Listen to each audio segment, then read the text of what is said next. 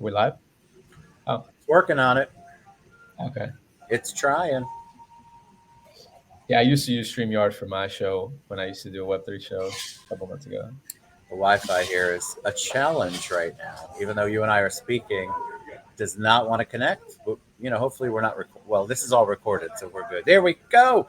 It's Ted Bogert. Welcome back to the Ted Show. Hey, everybody. Super excited to have Nick Cardona on the show with us.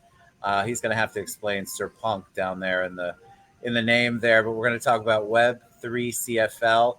Web3 CFL has a Hurricane Ian NFT relief project. We're going to talk about that as well. Welcome, Nick. Thanks for being patient. How are you, buddy? Absolutely. Thanks for having me on, Ted. I really appreciate that. And I'm doing well. I'm doing Good. well. We're in this exciting area, so it's been a I'm lot. excited. I told you before we went live that my knowledge base is limited to, I'm not even sure I know what NFT stands for. So I want to get into that and I want to talk about the Hurricane Ian relief. But before we do, give them a little 411 on you, a little background on you. I think before we went live, I said, you weren't born talking about NFTs that I'm aware of. So they want to kind of know how you got here. Yeah, absolutely. So really, a lot of my background is trading and certain businesses. And in 2017 is when I first got into crypto, where I was really just trading it from a financial standpoint. Bitcoin, Ethereum, all that things were kind of going crazy, and then it all sort of like collapsed, right? Everything fell 90%. We all thought it was over. The media was like, Bitcoin is a scam. Nobody thought it was coming back. So I even dismissed it. I was like, this is a cool idea, but nah, this is magic internet money. There's really nothing to it. Fast forward a year or two, and it all starts coming back, and you start hearing some big names in the financial space, in different areas, tech space, that are getting involved, and it all starts ramping back, and it gets very interesting. So I get interested in it again because, of course, people like prices when they go up, and it sparks the Yes. interest. So, but I never really got truly interested in Web3 or NFTs until about, I'll say, like mid last year. So I remember I was on Twitter because I'm heavily on Twitter for financial things, but I saw Steph Curry put a bored ape as his Twitter profile picture. And if you're not familiar with bored apes, they're like the number one NFT project and company in the world.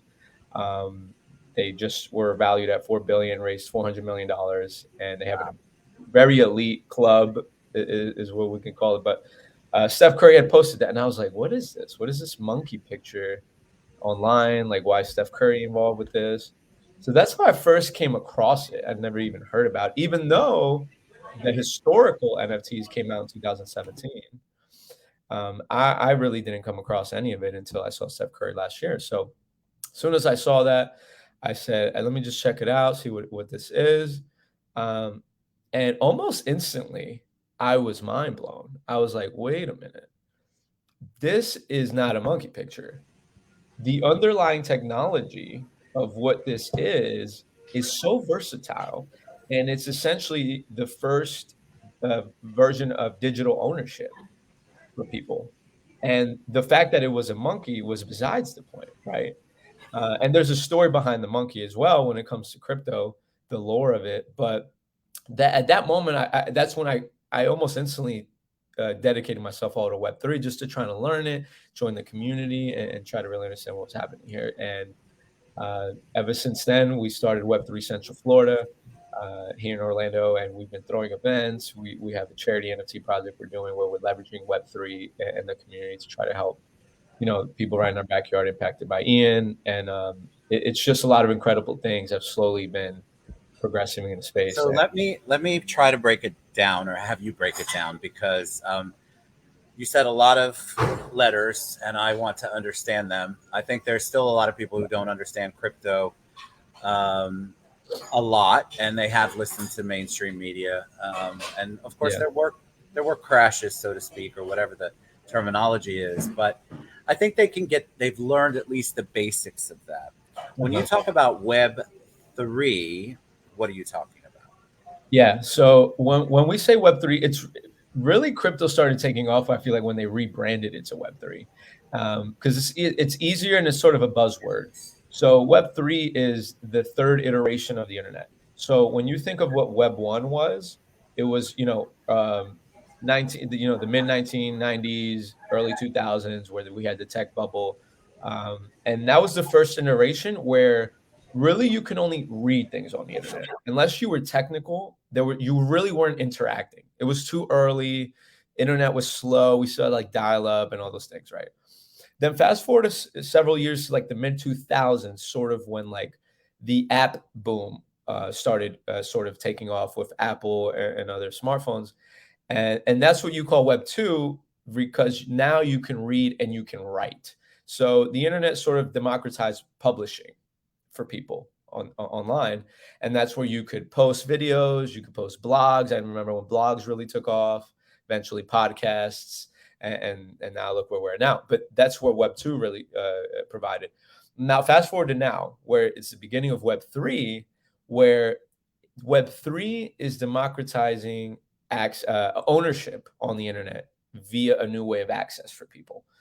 And that's really what an NFT is. And NFTs are what we like to call crypto's consumer moment.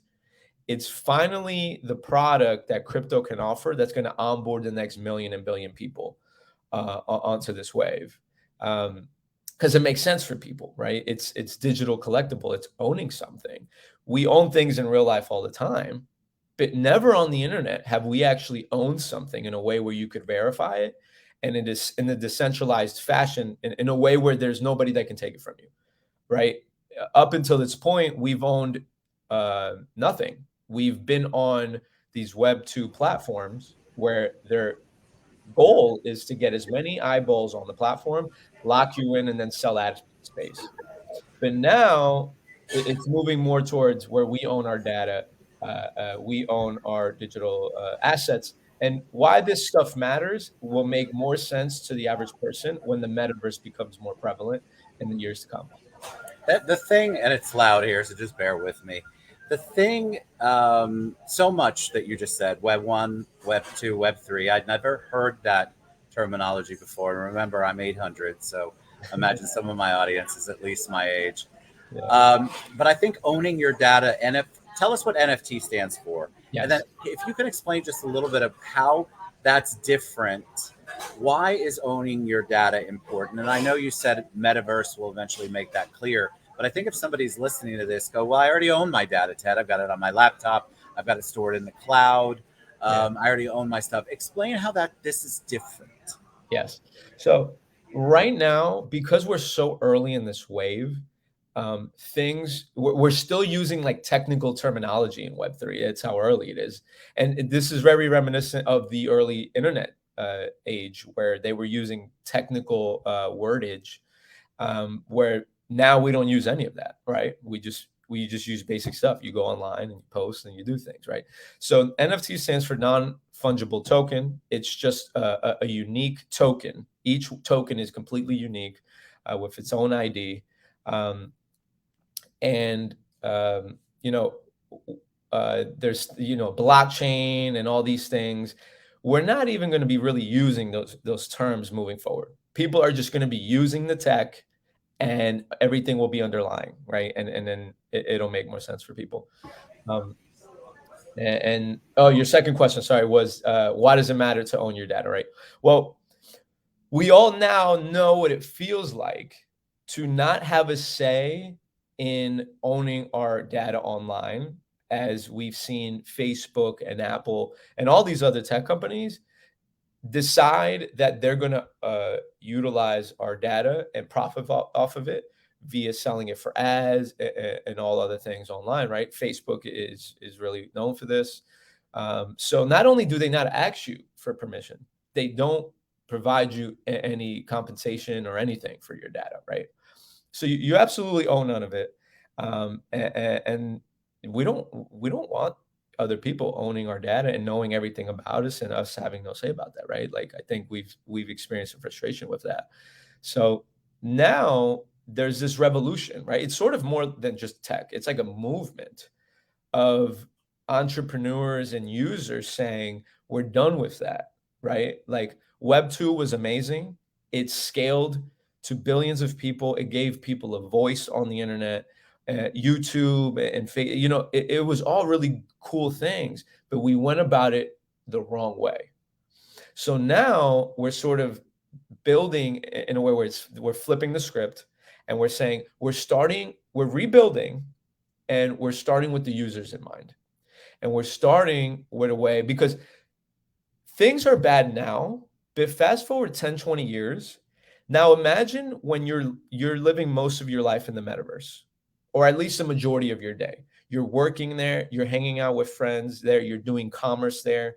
And I do believe this is where it's heading. I mean, if you don't think Facebook and social and Twitter, social medias are a form of the metaverse, and I think you need to rethink that, like, they practically are, right? A 2D version of that. It's so true. Yeah. Even us old folks are beginning to realize this is where it's got to be. I think we just don't know how. We don't know the terminology. Like, thank you for explaining that. And even if we do, you can't. It's funny because I've talked about this with my friends that are my age. You can't really Google it. Like you really have to talk to someone like you who is immersed in it and who has studied it and who understands it, because a lot of times we Google everything from why are we sick to stupid facts, but Yeah. when you Google stuff about metaverse, unless you've had somebody really sit down and talk to you about what that means, we have no idea. So I'm very glad that you dumbed it down put it to my level, because I agree with you, if you are not paying attention to it and at least familiarizing yourself with the terms and what it's going to look like, you are going to be left behind much quicker than you were when the internet first came into play. This is moving at lightning speed. Yeah. One of the reasons this is moving way faster than the internet or things in the past is because Web3 likes to preach, openness, and it is, right? So blockchains are open sourced. It's really like a Lego effect. Entrepreneurs can consistently build on each other because Web 2 is closed, right? So like companies are looking to build things, software and stuff like that, put patents on it, close it up within their ecosystems so that they can have some sort of advantage, right? Web3 sort of flips that on its head as well, right? It's saying, hey, we're building in the open so we can help each other, and there's still competition, but now the competition isn't so much the tech itself, but more of like the community as well, right? It's very community based and focused. So that is what kind of accelerates the process. But yeah, so if you think about how Facebook sort of owns our data in the platform now, think how much worse that becomes when they own the virtual worlds that you're spending 6 to 8 hours a day in, doing a lot of what you do in everyday life. We don't like it now, but it would be much worse then. And we don't want that. So Web3 is sort of pushing for like an open metaverse, decentralized assets, which you own and can verify on the blockchain, which blockchain is in itself a public ledger that anybody can view and that nobody owns, right? It's fairly it's sufficiently decentralized, and we're working on progressively making more decentralized over time, so that there's no middlemen or people who can decide things, right? So think of Ethereum, which is the blockchain that's most popular today, as like a decentralized version of the Apple App Store. So Apple, is known for doing things over the years where they can block you or they can charge you exorbitant fees and censor and do these things. Well, Ethereum is sort of like that world computer, like Apple, but it's open and nobody decides. People just build on it, and you can view the code, and it's really cool. So that's why we push for these things, right? Because we want an open metaverse. We want money in the metaverse that we can own. NFTs are digital assets. The reason why NFTs matter so much, because if you can decentralize the assets, then the platforms have to build around them. And then it sort of motivates more open building, right? So and think of an NFT as a digital ownership of anything, right? So It's transparent. The transparency is the fact that it is something that everybody you can look at. You said it. Blockchain is public. You can actually go and look and see. I think a lot of people are so used to the traditional method of, let's say, the bank holds your money and you really don't know what yeah, the bank's doing with your money, yeah, and there really is no. You don't have access to any of that. mhm, Um, you can buy stock in the bank if they have bank, but you still don't know where your money's going and where yes, it's at. yeah, And and uh, even stocks is a good example of that because when you buy a stock, it goes through like 10 plus institutions or people to finalize a purchase. It's just middleman after middleman after middleman, and then there's all this risk inherent with that, right? On blockchain, it's like instant settlement, peer to peer. So it's not only open and morally better, but the technology is even better in a lot of use cases as well. So when you buy an NFT, it's in your crypto wallet, and the crypto wallet is owned by you, not the crypto wallet company, because you could take those assets and go to another crypto wallet. So you actually own the assets this time, right? it's fascinating because I still, when I hear you say it, it makes sense. But I feel like because so many of us haven't, like, I think I put $25 in once. I'm going to tell you, I'm a novice at this uh, early on, and my account is up, I mean, substantial for $25 investment. It was down to almost nothing when the whole thing uh, went crazy for a little while. But I feel like people don't realize how much power you're taking back. Yes, And I think that, to me, especially in the world that we live in right now, is so critical. And I feel like we're finally realizing that we have given away so much of our power and our data, yeah, and there is no consequence for them taking it and using it whatever way they want to use it. And you really don't own it in that perspective. And this gives you an opportunity. I must have you come back on if you don't mind explaining more, because I know that this show is going to generate a lot of questions. yeah, But I want to talk about the Hurricane Ian relief and how that works, because I think that might give people a basic understanding of how what you're talking about can still make an impact socially and community wide. absolutely. Yeah.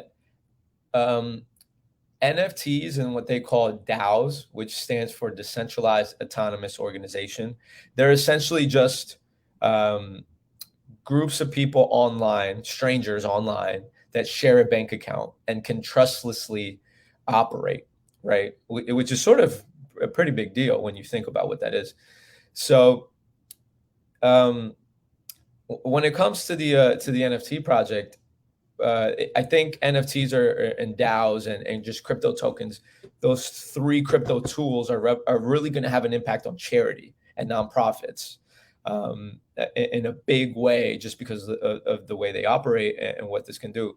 So the way the NFT project is, it's very simple. It's just a typical NFT project where we have 10,000 NFTs or tokens, whatever you'd like to call it.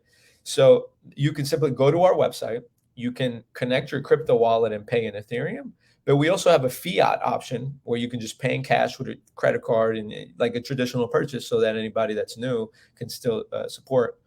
Um, and when you purchase, in return, first, when you purchase, you're donating, right? So 100% of the proceeds are going to go to some sort of charity, or we'll use it to buy more items and deliver it to some of these areas that were really impacted, like Fort Myers and stuff like that. Um, um, but also, and not only are you getting the satisfaction of donating and helping, right, which we greatly appreciate when that has and does, but in return, you're getting an NFT, right? An NFT is just a token that you own, right? Nobody can take it from you.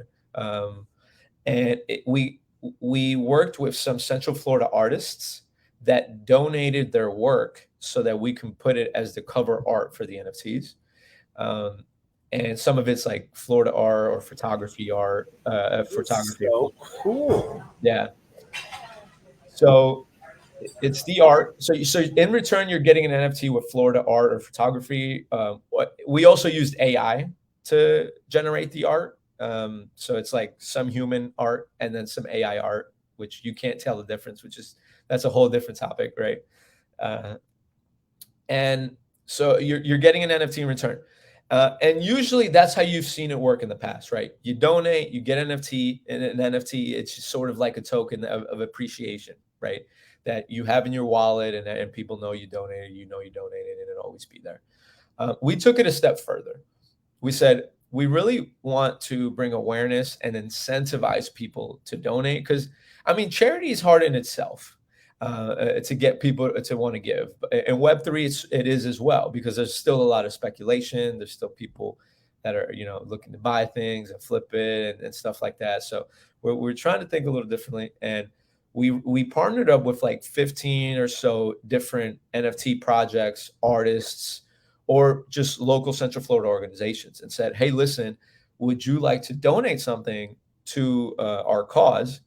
And then whoever donates, each donation, which is a minimum of $25, gets you one ticket, one entry into a raffle, and also gives you the NFT, right? So the NFT serves as the raffle ticket, right? So if you donate, you get your entry into the raffle, and then you have a chance to win a prize from one of these 15 partners. And some of our partners is the Tampa Bay Rays, who are donating 4 tickets to a home game that you can potentially win one of them, or multiple if you have multiple entries. The Miami Marlins have donated 2 signed autographed baseballs that a donor can win.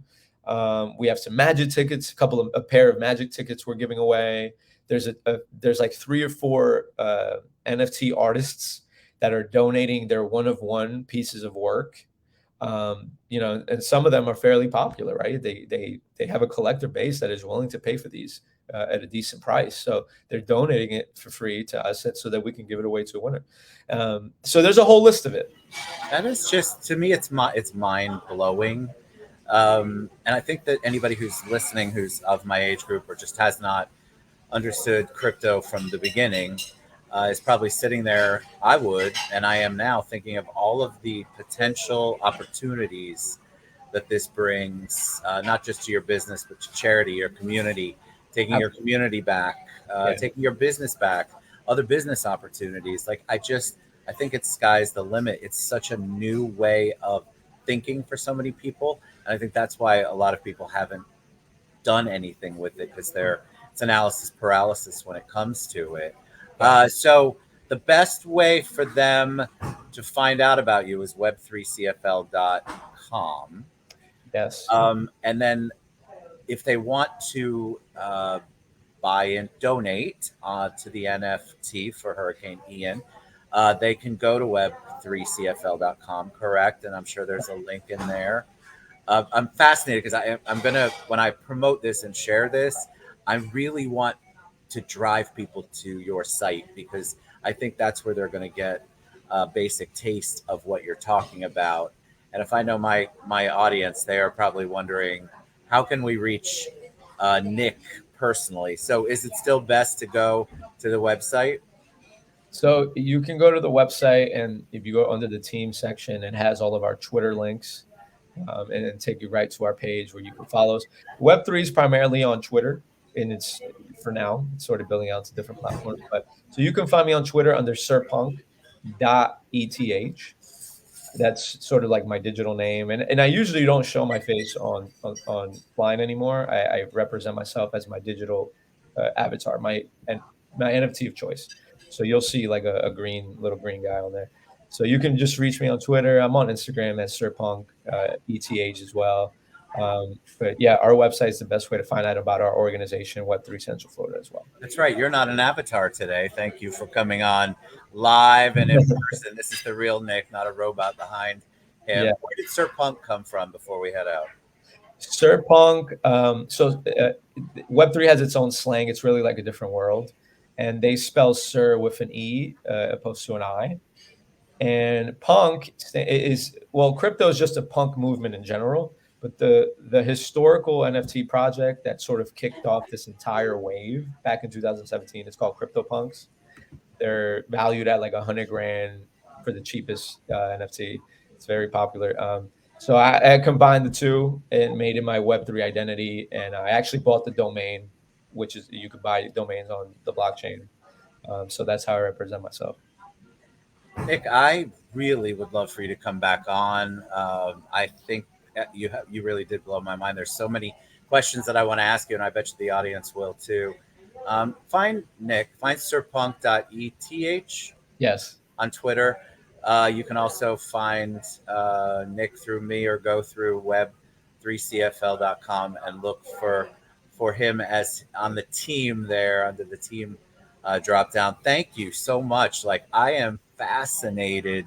I told you before we went live, or maybe I did it when we were talking, that I invested a little teeny tiny bit of money because I just didn't know. And now that I understand the power that it has, I definitely want to talk more and I want to educate the audience more. You all are always complaining. I see your post about who's got the power. I don't like this person have the power. Take it back. Let's Yep. get more involved in NFT and crypto and all of the amazing positive things that it can do in Yeah. the world because of its transparency. I think that is critical to it, and not having an owner like an overall bank, Yeah. and people that blows people's minds. So anyway, I could talk about it forever. Nick Cardona, Sir Punk, thank you so much for being on the show. Come back on anytime. You know I'm going to invite you. Don't get involved. Get back to Hurricane Ian survivors and people who are going through it, still going through it. Yes. Forever. It's been a long time out of sight, out of mind, but it's not out of sight, out of mind for them. And this is a really cool way for dip your toe in and give back. So thanks, Nick, for being on the show. I appreciate it. No, it was a pleasure. Thanks so much for having me, Ted. Y'all have a good one.